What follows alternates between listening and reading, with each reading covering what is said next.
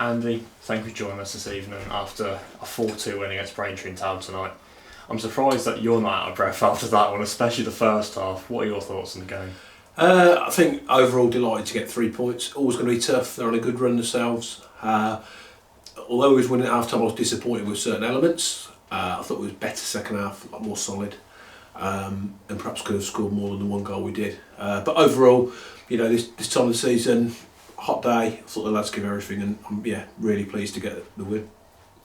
After that hectic first half with 5 goals in that half, what was your message at half time?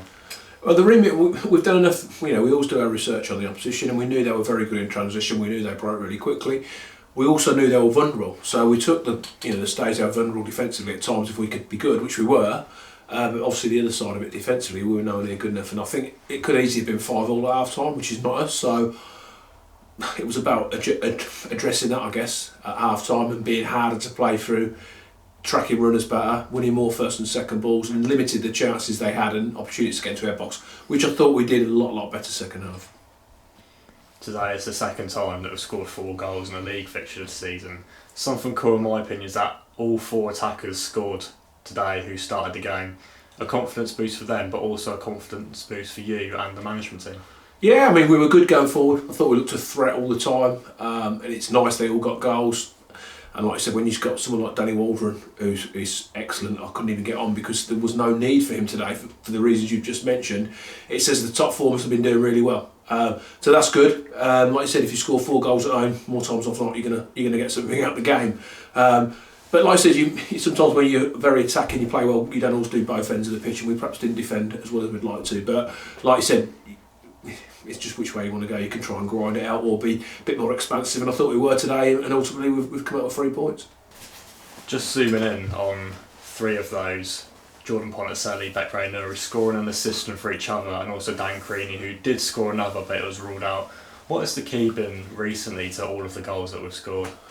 I think it's just having the belief, and like I say, getting balls in the box. We keep saying if you get the balls in the box, things will happen, and we did that.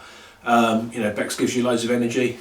Gooch is very clever, picks up balls in good areas, and we all know what Dan brings to the team. So with that, Pontus again has waited his opportunity. He came in today, played to 10, took his goal well, created, and they were brilliant as a front 4, which is great, just what you want. Like I said, teams change from week to week. You've got others waiting for opportunities, and that's what I want really.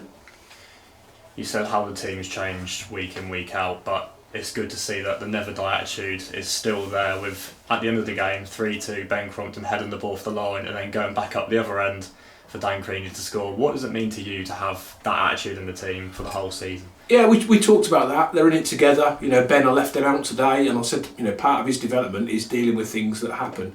I didn't think he was great last week, and he agreed. But I said, that doesn't mean he's been fantastic for us. But part of his development is reacting to disappointment. It's doing things in the right way. I thought the way he conducted himself, he was part of it. Done the warm up, was cheering the lads, and then to come on and he played his part. And that is what you have to have. We keep saying that for us to do what we want. All the subs come on. Kyle Williams come on and put the ball on. They all played a part. Good to see Alex Fletcher back. They all played a part. And for us to be successful, we need everyone. And that showed exactly that today.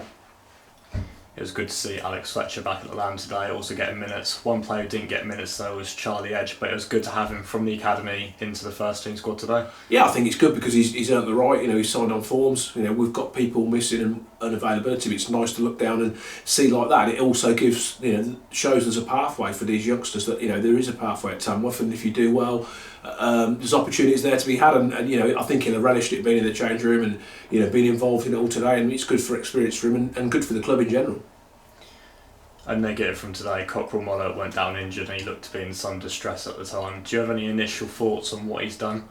No, I think his hamstring was a little bit tight, so we're hoping it's nothing too serious. But obviously at this stage of the season, a bit like Arj, who come off the other night, you haven't got that long to recover. So we'll assess it. He'll ice it, etc., and speak to Beth. We've got a fantastic team with Beth, and he'll get the best treatment, and hopefully he won't be far away. But again, it gave an opportunity for Luke. They've sort of shared that left back slot between them this year, and they've both done well, whichever one. And again, I thought Luke come on and done really well, so that was good for him.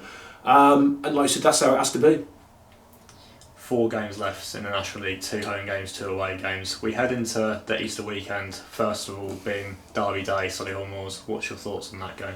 I've said nothing changes for me. The remit is on winning as many games as I can. We're at home. We wasn't very good there, and we played them, I think it was New Year's Eve. I thought it was one of our poorest performances, so I'd like to be better. I think they had a good win today, so they'll be quite buoyant. There'll be a good crowd here, and you're in a great position really where the lads can go out, put a shift in, enjoy it, and try and get another win. And finally, just a message to the fans today and the ones who are going to attend the final 2 home games of the season. Yeah, keep supporting, because we could hear them again today. I keep saying we want to make this a fortress, if you like, and they play their part. The fans have been brilliant home and away. They get disappointed when we don't win, and of course we all do. The first 20 minutes there was some moaning because it wasn't going well, but unfortunately that's football. You can't do well all the time. But I think overall, if I was a fan, I'd look at this group of players and think, well, they're always putting their bodies on the line and giving everything they've got for the club, and that's all they can ask. And like you said, it goes hand in hand. If we're doing well, the supporters are happy, and vice versa. Andy, thank you for speaking to us today. Congratulations on 3 points, and we'll speak to you on Friday. Thank you.